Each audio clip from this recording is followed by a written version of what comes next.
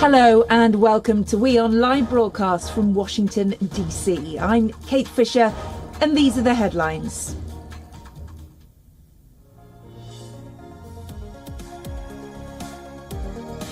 Russian President Vladimir Putin introduces martial law in 4 Russian-occupied regions of Ukraine that Moscow annexed last month.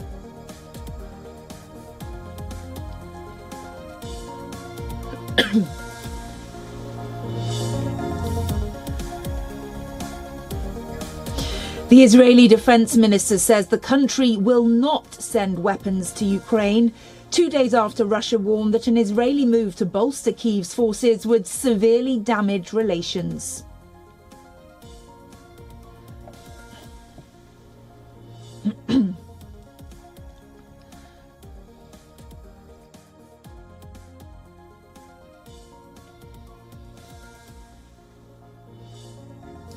The US government is considering a plan to jointly produce weapons with Taiwan as it moves to bolster deterrence against China, according to sources.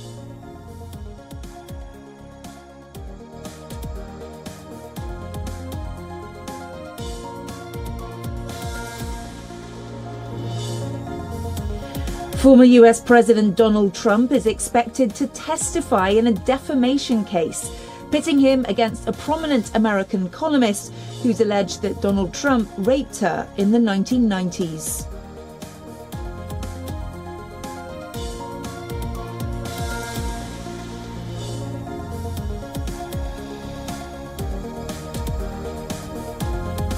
British Prime Minister Liz Truss says she's not a quitter as she faces questions from booing MPs at her first question time since tax U-turns.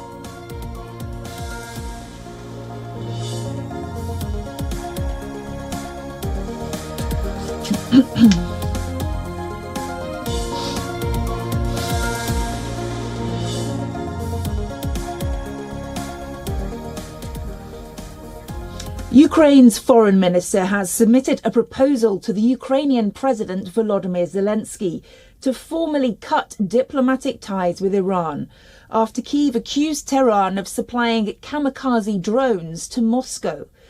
On Monday, Russia launched dozens of kamikaze drones targeting the Ukrainian energy infrastructure and killing several civilians. Ukraine says that the latest attacks were carried out with Iranian-made Shahed 136 drones. However, Tehran has officially denied supplying these drones to Moscow. The Ukrainian foreign minister says Kyiv is certain that they were Iranian-made drones and that Ukraine would be ready to share evidence soon. Ukraine has further urged the European Union to impose sanctions on Iran for helping Russia kill Ukrainians. Meanwhile, according to 2 Iranian diplomats, Iran has promised to provide Russia with surface-to-surface missiles in addition to more drones. These Iranian short-range surface-to-surface ballistic missiles are capable of striking targets at distances of between 300 kilometers to 700 kilometers.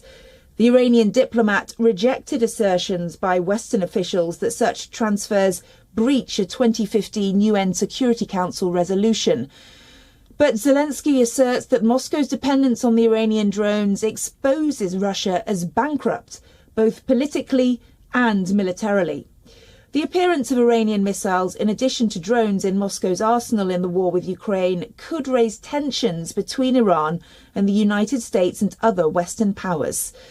Well, for more on this, Alex Grinberg, a research fellow at Jerusalem Institute for Security and Strategy and Iran political analyst, joins us now live from Tel Aviv.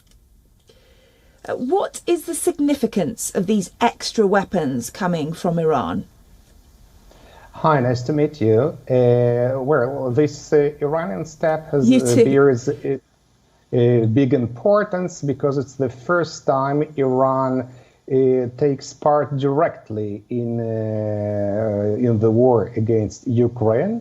And though these drones in question cannot reverse the tide or the course of the war, it is not a strategic game changer for the Russian forces. Yet the drones represent a significant threat for both Ukrainian forces and troops and Ukrainian citizens, because the Russian military intends to strike with these drones the energy infrastructure of Ukraine, which means many people in Ukraine will suffer cold during the upcoming winter.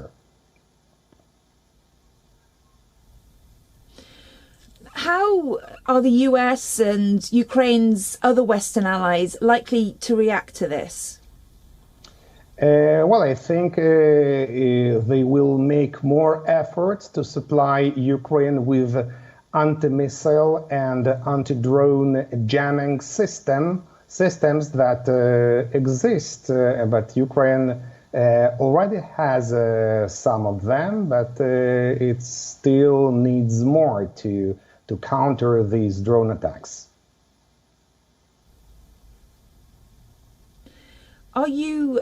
How concerned are you by this kind of change in Russia's weaponry? Do you see it as Russia having to cast around for weapons elsewhere and it's kind of a negative sign for Russia? Or do you feel this is Russia trying to embolden itself? I think all the options are correct. But of course, it's something, it's only concrete direction where Russia lacks weapons, because Russian drones do exist, but the level of their development is not as advanced as the level of the Iranian drones. And the drones that we're talking about is not properly speaking drones or UAV, but rather what's called loitering munition. Namely, properly speaking, it's about a low-flying cruise missile. It's one-time usage. The drone Shahed 136, Iranian-made, is able to either to detect the target, radiation of radar, and explode itself on the target, thereby representing a threat for Ukrainian artillery and anti-missile and air defense systems, because all these systems use a radar. Or it can be used just like this, what we have seen in Kiev. They can bomb residential areas and any other target. And because Russia itself doesn't possess the capacity to develop the drones of this quality and of these amounts. And of course, Iran also earns money and demonstrates its capacity against which Israel was warning against for years. Alex Grimberg, thank you so much for your insights. Thank you. Amid heightened tensions between the West and Russia, Russian nuclear-capable warplanes were spotted over the Pacific. The jets were intercepted by American F-16s near Alaska. According to the Russian Defense Ministry, 2 of its strategic bombers flew over the Pacific Ocean, the Bering Sea and the Sea of Okhotsk. Moscow says the nuclear-capable jets performed a planned flight in the airspace over the neutral waters. The flight duration was more than 12 hours. The Russian Defense Ministry asserts that all the flights carried out were in strict accordance with the international rules of the use of airspace. The aircraft were escorted by MiG-31 fighter planes and refueled while in the air. The flight by the Russian nuclear-capable planes comes at a point when tension is running high in the Russia-Ukraine war, which has now entered its 7th month. The US and NATO have warned that Russia could test its nuclear forces imminently. Meanwhile, according to the North American Aerospace Defense Command, US F-16 warplanes intercepted 2 Russian bombers in the international airspace near Alaska on Tuesday. They were intercepted after entering and operating within the Alaskan Air Defense Identification Zone. Interceptions of Russian aircraft in the area, which is close to the country's far eastern border, are relatively frequent. Russia typically holds annual nuclear exercises around this time of year, though it's unclear if the presence of the bombers were related to the drills.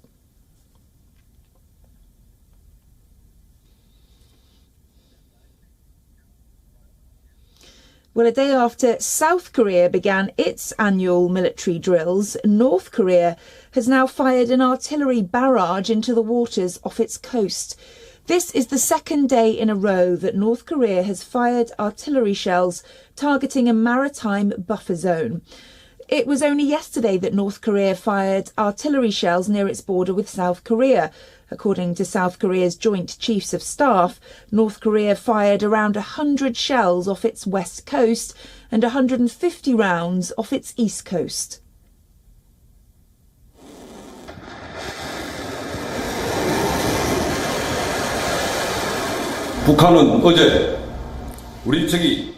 North Korea staged a military provocations from 10:30 p.m. yesterday to 3 a.m. Today, with a close flight of about 10 military aircraft, artillery firing in the east and the west sea buffer zones, and a short-range ballistic missile from Pyongyang to the East Sea to denounce our legitimate training outside the buffer zone.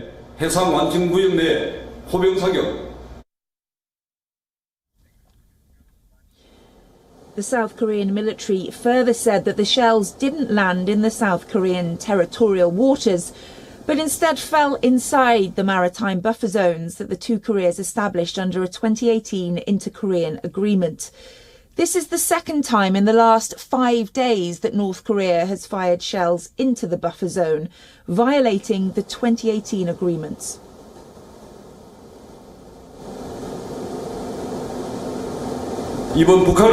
North Korea's artillery fire and short-range ballistic missile launch in the East and West Sea buffer zones are clear violations of the September 19 Inter-Korean Military Agreement and UN Security Council resolutions respectively, and are serious provocations that undermine peace and safety on the Korean Peninsula.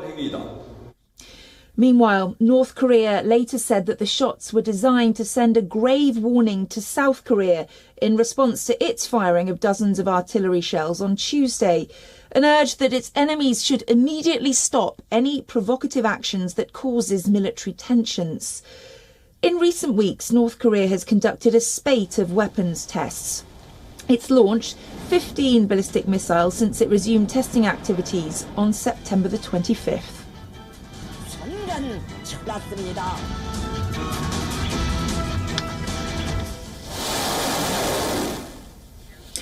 Now here in the US, the crucial midterm elections are just around the corner. The midterms, as the name suggests, are held in the middle of the 4-year term of a president. But how are they held and why are they important? Our next report brings you all the details.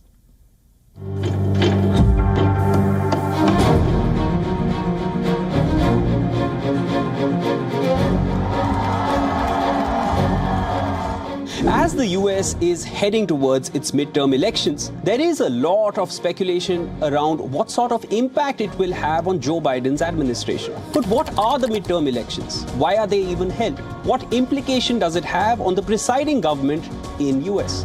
I'm Shivan Chandna. Let's get into it. Midterm elections are held near the middle of the current US president's time in office.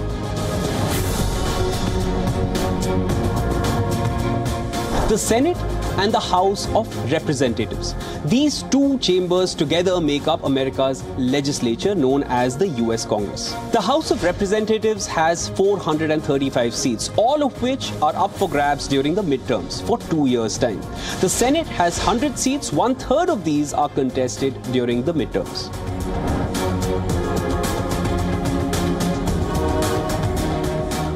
Now, whoever controls the House or the Senate controls the agenda, and the midterms will decide just that. The midterms could impact whether US President Joe Biden opts to run again for the top spot or not. These elections might even improve or lessen Donald Trump's chances of running for US presidency in 2024. Now, last time when the US midterms were held in 2018, Democrats won back the Senate while Republicans retained control of the House of Representatives. And when the presidential elections took place in 2020, the Democrats won with Joe Biden at the fore. This time, during the 2022 midterms, the race for Senate seats is again expected to largely determine the results of the 2024 US presidential elections. That's how important these are. US voters will head to the polls on 8th of November 2022, which is midway through the presidency of Joe Biden. The midterms will give an indication of how Biden is faring and the general public's attitude towards the US president.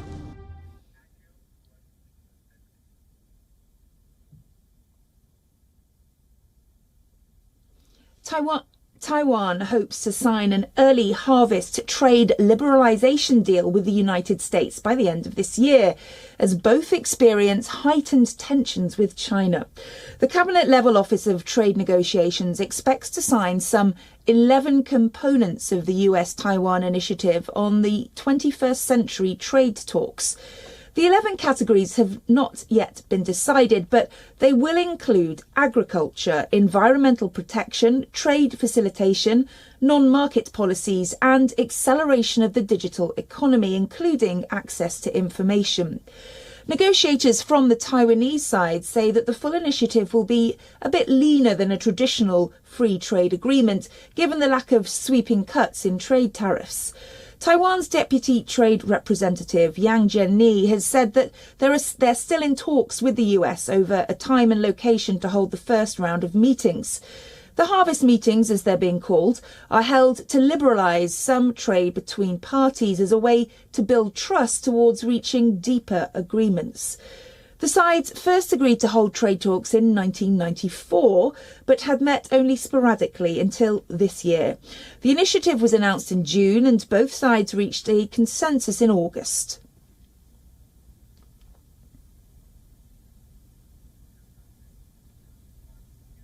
French cement maker Lafarge has pleaded guilty for supporting ISIS and other terror groups.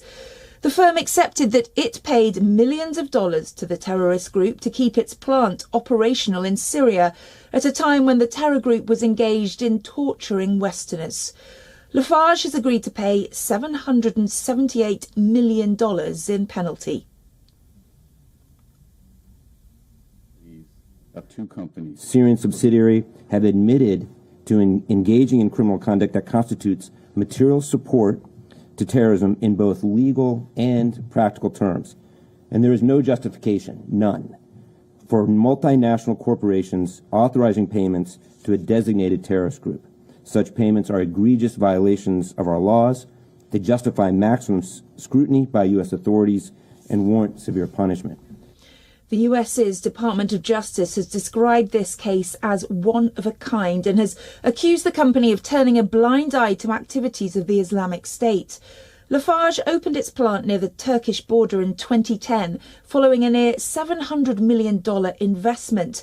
But a few years later, they had to evacuate the plant as ISIS took control of the town and the factory. American prosecutors said Lafarge's Syrian subsidiary paid ISIS and al-Nusra Front some $6 million to protect staff at the plant as Syria's civil war intensified. The company's actions had already been investigated by the French authorities and took place before its merger with a Swiss company to form the world's largest cement maker.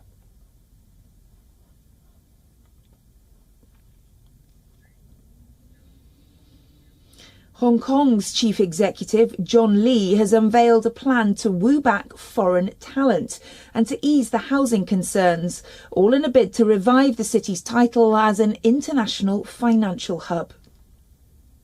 Over the past 2 years, the local workforce shrank by about 140,000.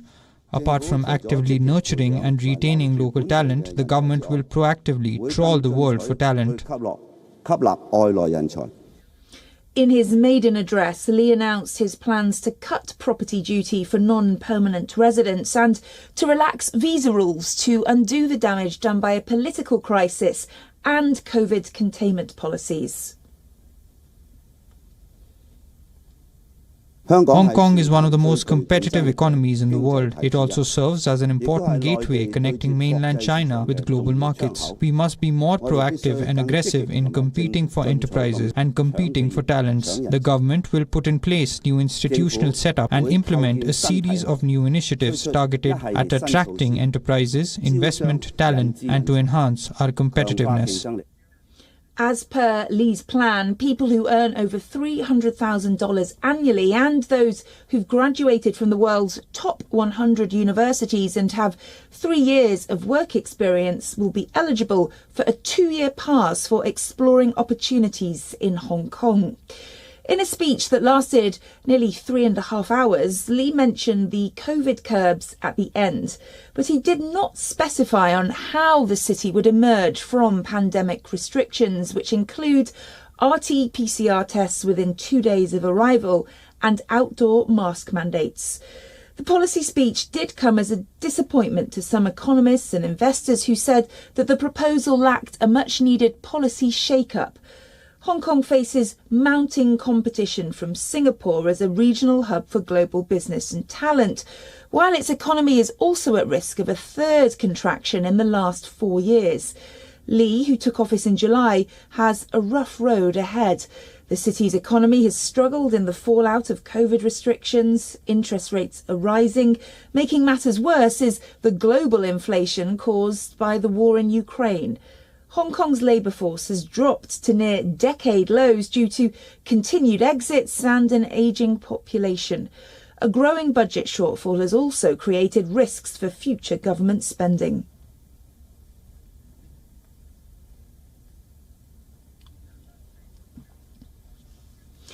Now, windmills are considered a green energy option often. However, this source of energy could also be having a negative impact on birds. A case in point is in Argentina, where Andean condors are getting adversely affected. It comes after a 3-decade project to repopulate the region with these massive birds. Let's take a look. 2 young Andean condors were successfully released into the Somoncura Plateau in Argentina. This arid area borders the Atlantic coast in the East Patagonian region. With the addition of these 2 young ones, a total of 66 Andean condors have been released in the region. This gives hope for the future of these vultures in the area. However, plans for a massive wind farm for a green hydrogen project have raised alarm about the future of the 3-decade-long effort to repopulate the area with these birds. The majestic bird is classified as vulnerable to extinction by the International Union for the Conservation of Nature. The proposal to set up a mega wind farm here would not only damage the protected natural area but also put the Andean condor into extinction. These birds that we have managed to free have reconnected again with the mountain range of the Andes and with the Atlantic Sea. They have matured and have had their own offspring that live and fly in this place. They would simply die in the blades of the wind turbines, so the condors would become extinct on the Atlantic coast. Last year, a green energy company had unveiled a plan to invest $8.4 billion over a decade in a project to produce green hydrogen. The government touted this as the largest international investment in Argentina over the past 2 decades. To qualify as green, hydrogen production must be powered using renewable energy. This is where the windmill farm would come in, which would take advantage of the region's strong, reliable winds. But given the environmentalists' concerns, the firm building the wind farm said that it was cancelling the initiative in the protected area. Faced with the scenario of the existence of the condor and given that the province of Rio Negro will prepare a management plan for the protected natural area, the company has decided to stop the activities. I insist, we have not installed a single mast and we are not in any way working on the plateau. Despite the company's new position, Rio Negro's province authorities think there is room for development in the protected area. Since the conservation program started 30 years ago, 81 chicks have been born in captivity. 370 Condors have been rehabilitated and 230 freed across South America, including Venezuela, Colombia, Ecuador, Chile and Bolivia. Bureau Report, WION. World is One. Rolls-Royce will start production of its first electric car next year. The two-door EV is longer than a full-size SUV, and among its many options, the Specter will be offered with stars on the doors. More than 300 US buyers have already put down deposits for Rolls-Royce's first electric vehicle prior to its unveiling. Spectre's expected to have a WLTP range of 520 kilometres. The motor will deliver 577 HP of maximum power and 900 Nm of peak torque. The electric car is anticipated to achieve 0 to 100 km per hour in 4.5 seconds. Spectre will be launched in the fourth quarter of 2023 and it will be positioned between the Rolls-Royce Cullinan and the Rolls-Royce Phantom.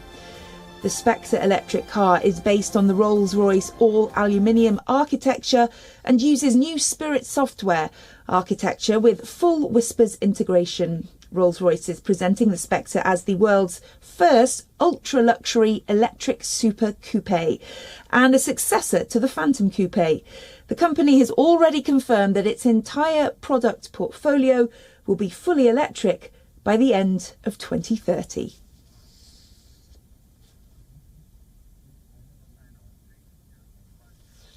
Well, that's all from me here in Washington, but WION World at One continues. I'll see you next time.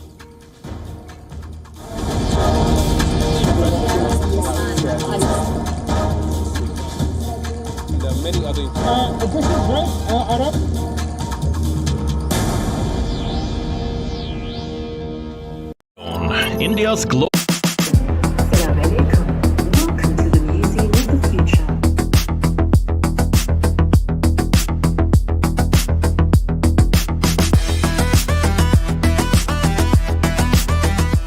We have added our latest employee, Amika, where we've worked with a company called Engineered Arts to bring the latest and the most advanced humanoid robot in the world to the Museum of the Future.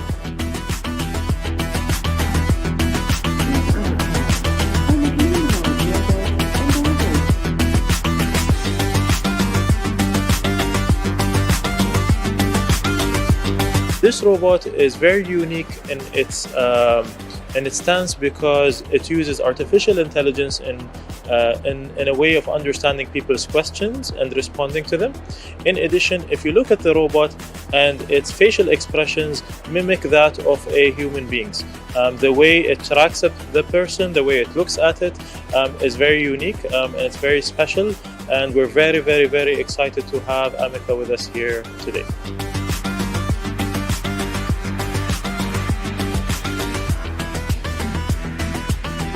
It's amazing, you know, when you ask a question, she has to answer me like in the eye. I say, you are so cute, and she say, you are pretty too. So, you know, it's kind of magic.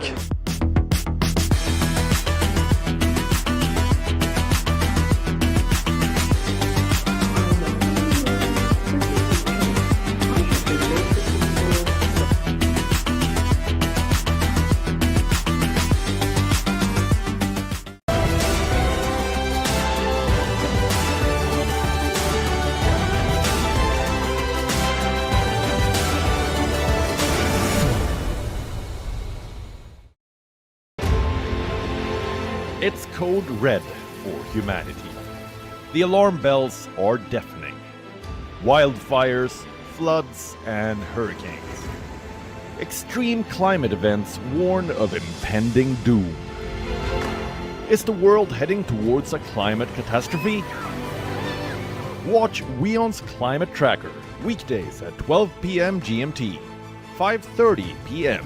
IST.